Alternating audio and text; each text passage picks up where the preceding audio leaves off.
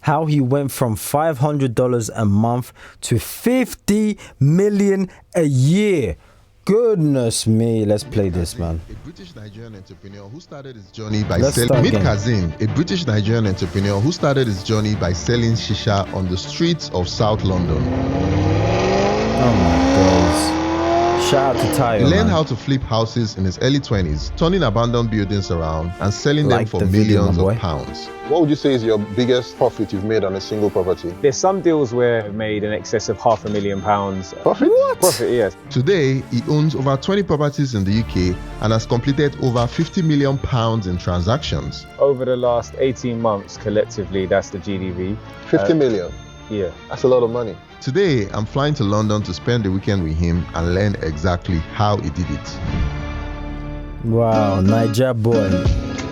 I believe he's Nigerian boy as well.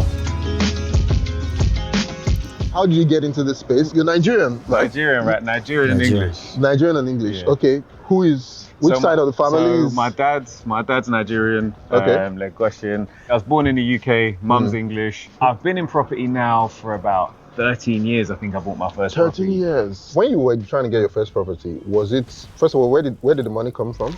So the first ever one was from my first business. So that shisha lounge at the time, like shisha markups were like insane. Like you're buying shisha for like the equivalent of like £1 and you're selling it for like £30. Oh wow. So we were just turning that over, and then we had the shisha lounge. We had pop-ups at some of the biggest like nightclubs in the UK, and we were also doing festivals. So we were doing like thousands of pounds of profit every day. But we didn't own the building. We only had something called a license to trade rather than a lease, which meant at any point the landlord could say, listen, get out. Like, you know, you're doing really well, just get out. You know, mentally, I said, okay, whatever I do next, I have to own. So like, that was like, and I think it's very much like a Nigerian mentality, you know, we don't rent, we buy. So what property is this one? So we bought 4 properties recently at the Savills auctions. Okay. They're one of the biggest. Wow. This man's a heavy hitter, man. Don't worry, skipping houses. Then they're all very similar. So this one is a 1-bedroom ground floor flat. Okay. What we're going to be doing is we've got full planning to extend the property with a side return extension. So that's when you go out to the rear and across the side. So we're going to take it from being a 1-bedroom flat to a 2-bedroom flat. Wow.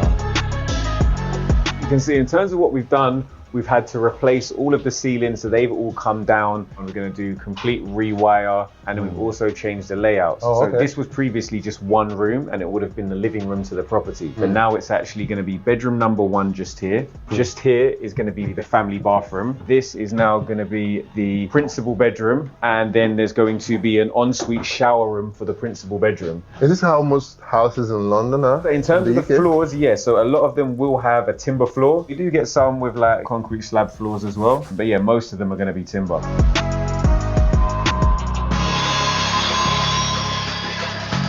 Do you usually buy properties and then make those changes, or do you just buy and sell, or you try to flip them? Yeah, like so when we're flipping, it's all about adding value. Over like the years previously, you could have really relied on just the market pulling you along. So it's like, just buy a property, prices go up, and you kind of win-win. Whereas now, when the market conditions are a little bit tougher, you've really got to make sure that you can add that value. So in an area like this, where the prices are expensive per square foot, adding that additional space adds a lot of additional value. So this one, for example, we bought it for approximately 430,000. We're probably going to spend around 110,000 refurbishing out with the rear extension, and it's going to go to market offers in excess of 800,000.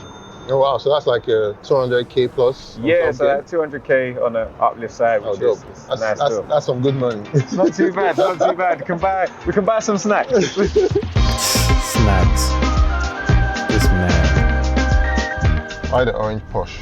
You know, I'm not a car person, so I actually ordered this car online. But then it took like 6 months to make it. So for that whole 6 months, I'm thinking, what idiot orders an orange Porsche?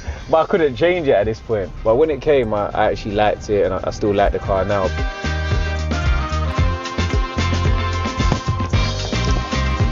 This is the next one? Which one? This one. So it's another lower grounds. Like you said, when you find something that works, we just rinse and repeat. So we go again. Okay. So this one, outside, we had to do all of the new stairs. These were really old wrought iron stairs that we fixed up to make sure they're much nicer. So guys, we need to wear this on our shoes so we don't mess up the floor.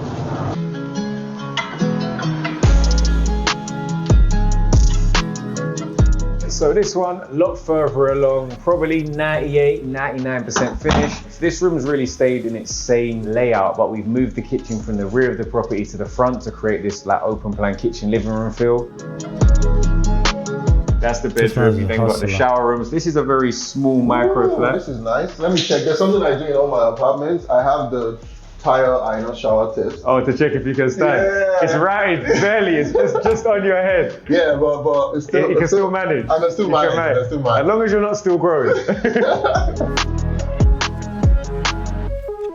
Can you give us a breakdown in terms of cost? So this one, I believe we purchased for 373,000 at auction. Then got auction associated costs, which are probably another £6,000 of fees we paid. We then had the stamp duty, which cost circa another maybe £20,000. And we then got our cost of finance, so the cost of actually borrowing the money, which is £30,000. And we then got the cost of the renovation. We've got new kitchens, new bathrooms. Yeah. All of the woodwork nice, has been changed. That's skirtings, alcatraves.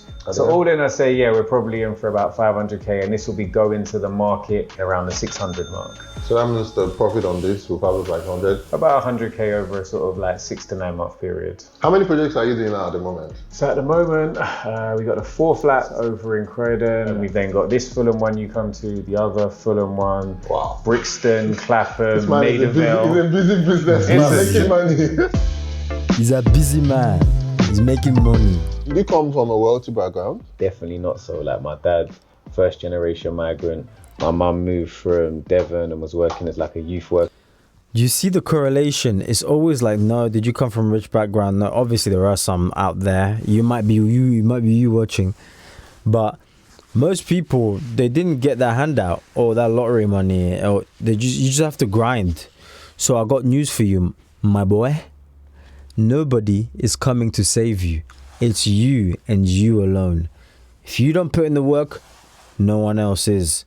We already saw what the government love to do to people. They don't care about you. In Brixton. Trust my me. dad was doing a minicab. Oh, he was a cab driver? A minicab driver. Oh, wow. But I was doing that whilst like running a market stall, like selling, you know, the typical Nigerian wares. Stuff, yeah. And whilst also doing his training to become a solicitor. The way I always look at things is obviously with my dad being like a first generation migrant, he's come and he's taken things so far, and it's my job to kind of run with it and see how far I can take things until I pass it. What was it like growing up in London for you? Yeah, I think like as a kind of mixed race English Nigerian, like it was interesting because back then there was no WizKid, there was no Burner Light, so being African wasn't cool in the way it is now. African culture is like, you know, it's all over massive, the place now, with Afrobeats and Amapiano and all of that. In everything. Did you ever face racism at any point? Yeah, but I think almost, Me and too. it sounds bad, but it's almost like it's just accepted. And then even becoming like a property investor and speaking to you about like, you know, walking into estate agents. Yeah. Bearing in mind at this point I already own and have a property portfolio. Yeah. And before anyone's even looked up, they're just like, oh yeah, lettings is over there, mate, because they're just assuming that you're not here to buy anything. And that's why you got the orange Porsche. Yeah. So when I park outside and they look up, they're gonna say, okay, what are you here for, brother? Thank you. Did you work at any company before? I always worked. I worked from like 15. Yeah. What was your first job? So my first ever job was at Primark. I went from Primark to Phones for You. It's only UK people gonna remember Phones for You. It used to be Phones for You. That was like the symbol for the thing. Before even starting that job, you have to go on a 5-day training course to Birmingham where they teach you how to sell, how to build relationships. Wow. Don't worry, I'm about to skip this. Phones for You, you know. And then I did that for a few years, whilst I think setting up the shisha business, then went full time into shisha. In terms of really understanding property, I always say this to people, like property isn't any different from any other type of business. Like if tomorrow, if you want to sell sandwiches, you're going to go somewhere, you're going to say, okay, how much will they buy these sandwiches for? You say, okay, they're going to buy sandwiches for £5. You then go to Tesco, Sainsbury's, how much can I get bread? How much can I get cheese, the butter, all the ingredients for? Okay, great. What do I want as my time for making them, and are people gonna buy them? As long as there's a margin in the middle, you can make money, and it's the same with property. And I think too many people get lost in the fact that they think they need to be a solicitor, they need to be an architect, they need to be a builder. You buy in the expertise. And a lot of the time what you are as a property developer, you need to be able to do the deal analysis, and then you're a project manager. So a lot of the skill sets you have from other jobs are gonna be really translatable to wanting to invest in property. Later in this video, Kaz is going to show me his biggest property deal which made him over £500,000. But before he does that, I'd love to talk about Saily, the sponsor of today's video. If you're a traveler like me, you know that whenever I'm the internet, without all my drawings, Saily, click on I know. To get into real estate space generally? Realistically, the main barrier to entry in real estate is capital. Because it's not cheap. So that's like, but if you have money, it's not difficult to get into it. But when the market's like it is now, where the market's a bit tougher, prices are kind of stagnating, anybody can get into it, but it's about how good you can be in the space. Because anyone can go and buy a property, but it's can you add value? Can you buy properties that yield really well, properties that make good investment vehicles?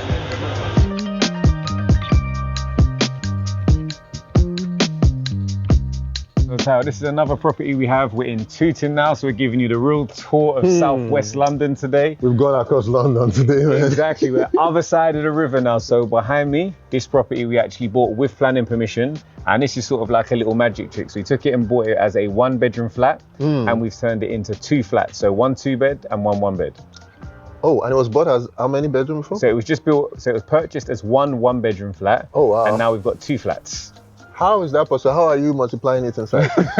So it's it's not witchcraft. What we've basically done is we've extended up into the loft. So the loft conversion is where the additional flat is, and then along with the loft conversion, we've also done internal reconfigurations to maximize the space. So this is the 2-bedroom flat. You'll see it, like obviously the last flat, we were very much in a case where it wasn't staged. But a lot of the time when you stage a property, somebody might look at this and feel like, oh, it's just a kitchen, but you put a sofa here, a coffee table, you set where the TV would go, and people can really then envisage themselves living and using the space. This is nice. This is the family bathroom. Ooh, this is nice. Very nice. This typically would have been just like 1 bedroom, but it's now the 2 bedrooms. Obviously slightly smaller, but you can still see again through the use of furniture, you can see how they would work as, you know, have like a TV here. Exactly, you have a TV here, you could have your wardrobe up there. This is flat number 1, and then upstairs you've got the 2nd flat. This was just the entrance to the whole flat. Oh, okay. But we've separated it, put a staircase going up, and then made this an additional flat. So now you've got the master bedroom with a roof terrace.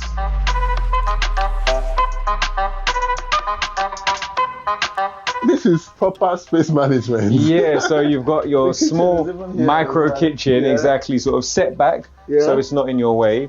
And then over here, obviously for yourself, obviously it doesn't have the most head height, but obviously if you're watching TV, like me now, you can't use all of the room. But as soon as you're sitting down, it's still cool, right? You can still enjoy the space. Oh, this is nice. This is actually nice. Not even for the video. This is nice.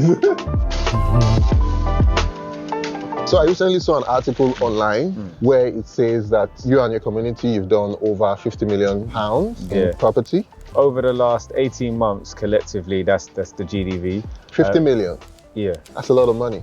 Yeah, but I think it just shows the power of community, but also I think people shouldn't get lost in the metrics of numbers like, oh, this person did 50 million, because I can go and show you somebody that did 100 million, someone that did 500 million. You shouldn't get lost in that being your measure of success. So for you, what is like your mission with real estate?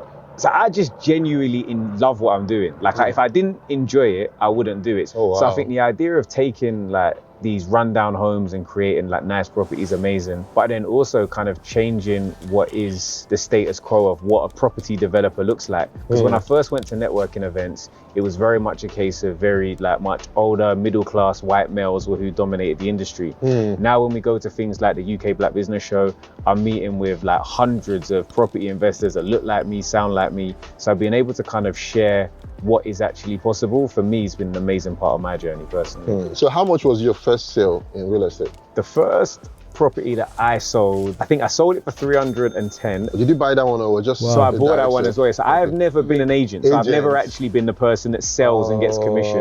I've always been either the developer, the owner that purchased the property. So what would you say is your biggest profit you've made on a single property? Numbers wise, because I guess percentage is more important. Okay. So I'd say like there's some deals where, made in excess of £500,000 from the deals, and that was quite Profit? profit. Yeah, for argument's sake, I bought a house in Croydon for 450,000, spent a 400,000 renovating the property, doing a rear extension, side, loft conversion, and converted that to 4 flats. Then ended up selling that just over 1.35 million, so made around 500k profit. But what was really nice about that one is actually, because it was 4 flats, got to name the building. So that one's actually named after my late grandmother. So it's called Khadija House. Oh. So that was a nice one as well. Awesome. That's beautiful. Okay, so now we've talked about, mostly we've talked about the good parts and the amazing part. Did you face any problems? Because people are hearing this might just be like, oh, this guy has had it smooth sailing, it has been success to success. What are some of the problems you faced on your journey? I think in terms of navigating, just finding the right people to work on alongside, now I've got like an amazing team, from my architect, structural engineer, solicitor, mortgage broker. But I always say I had to kiss a lot of frogs to get there. I had to deal with the architects who had no idea what they were doing and just drew pretty pictures that would never get planning. Deal with like the solicitors that I had to kiss a lot of frogs. That's wouldn't get back crazy, to you. Deal with the builders that would run away with your money. Oh wow, you've had that happen to you? Yeah, so in terms of whether or not they wanted to or not, just people that are mid-build, they just overpromise and under-deliver. And now it's a case of, it's your name that's on the title. It's you that signed the personal guarantee. Yeah. So even if it's their fault, you can't get stuck in, it's not my fault, I'm going to hope they resolve it. How lucrative is the real estate market in the UK? One thing that's great about the UK property space is the demand, because there is a very limited, we're not creating new land. We're not like Dubai. It's not like Nigeria where there's space to expand out to and build it. So if you look at like prices, it's very obvious where the value is. Zone 1, most expensive, and then it goes outwards from there like a nucleus. So for me at the moment, obviously the buy to let sector has been squeezed a lot through changes in taxation and things like that are affecting the profitability. So that's why I'm focusing on really flipping those properties and flipping with purpose. And then when I go to invest, I invest in stuff like HMOs. So that's like the house shares, house of multiple occupancies. What about Airbnbs? Like maybe people who want to buy stuff like this and put it on an Airbnb to make money? No, Airbnb, like I'm not good at Airbnb. I haven't got the time. People doing prostitution in the house, people doing parties, drugs, whatever. Like it's not worth it for me where I am. But at the same time, the few properties that I have on Airbnb, the ones that I have that I've kept, they do really well. They make 3 times the monthly rental income from those areas. So I think it's how much time do you have and how well can you systemize it. I'd say if you can get to like that magic number of maybe having like 5 to 10 that run really well in good areas that have high occupancy rates, it can work really well. And there's other things, not just Airbnb, like maybe looking at semi-independent living and assisted living. So that's where you rent your properties, not to the private rental tenants, but maybe the local authority that gives you a premium. So there are other ways to, even if the Airbnb market has been squeezed, to still utilize your assets more efficiently. This guy's a G. What's your advice for anybody who is like, probably people on the other side of the screen who are watching this, who want to get into real estate from across the world? What's your advice to them as somebody who has been able to build a successful career out of it? I would say, starting point, you make your money when you buy. If you buy at the wrong price, it doesn't matter how good you are, how right your refurb is, how good your power team is, how many people you know, the deal is always going to struggle from day one. So make sure as a starting point, you can do deal analysis to know what is a good price and not to overcommit too early. Secondly, I'd say specialization. Like it's all really good to like see Instagram and be like, this person's doing new builds, this person's an agent, this person's doing deal sourcing, this person's doing airspace developments. And it's very easy to get that shiny penny syndrome of just chasing what looks flashy, but focus on doing one thing right. And you'll find those additional streams of incomes come through being able to just vertically and horizontally integrate other businesses into what you're already doing really well. My last thing, and this is specifically for people that maybe want to start flipping property, but don't necessarily have the funds in place to do it. Because a lot of people love the idea of real estate, but the reality is there's those capital restrictions. So I'd say if that is you and you're thinking, look, I love property, I think I'm going to be good at it, but I just don't have the money to buy right now, I'd highly recommend people become like deal sources in different spaces for a number of reasons. Firstly, you hone that skill set that's going to make you great at what you do when it comes to you flipping property. Secondly, you're going to build a network and connection of people within the industry, people that are selling deals, people that are buying them, and you're going to become like a person of influence as the go-between. And thirdly, it can pay really well, because if I find you a great deal somewhere, I say, look, bro, here's this deal, there's 100k profit in it, but my fee is 2k, my fee is 5k. There's 100k, you're happy to pay for that. Yeah. So I think I would say becoming a deal sourcer is a great entryway to get into the property space without necessarily needing the financial backing of a number of other ventures. So what's your plans for the future from here on out? So I think the community's been running for around 18 months. PBK community, I've loved it and I've massively enjoyed the success that we've seen of the members. So growing that out in terms of not only growing the number of members that are in it, but what we offer. So looking to partner with lenders to have specific bespoke lending products to make it as efficient for our members as possible. From a personal goal as well, we've currently got property in Dubai, in the UK, and in Lagos in Nigeria. And I've always said I wanted to have properties in 5 countries. So we're on 3 out of 5 at the moment. Beautiful, beautiful. I think that's all. Thank you so much for sharing your... Whoa, man. This man, especially some of these parts right here, you're just looking through. It really goes to show you that it's more than possible. If it's possible for one, then it's possible for all. As I just told you, my friend, nobody is coming to save you. You need to get up and do something. You're acting like you've got 100 lives left. You're not a cat. Okay? Meow. You're not a cat. So wake up and start getting started. Sometimes you need to stand up within yourself and say, you know what? Bite the bullet. I'm going all in. I need to do something. I need to do something. Most heart attacks happen on a Monday. And if every single Monday, just the weekend's finish and you're dreading going in, hey, you don't want to be due for a heart attack. So get your stuff in order. Start working hard. Start getting in shape. Start prioritizing God. If you're not a Christian, start prioritizing God. Start praying. For all you guys who skip, start seeking God. Seek first the kingdom of God and his righteousness, and the rest will be given over to you. So what are you doing? I'll pray for you, my boy. Heavenly Father, I pray that you touch this individual. You know them better than they think they know themselves. Jesus Christ, God in heaven, I pray that you allow them to seek you and you open up their financial situation. They might be going through some tough, hard situation right now. May you help them out. And in their darkest of darkest nights, I pray and I know if they call upon you, you'll be there to help get them through and get them out of that situation. In Jesus' name, comment amen in the comment section down below to receive this prayer. I love you, and let me know which video to check out next. All right, stay safe out there because it's dangerous.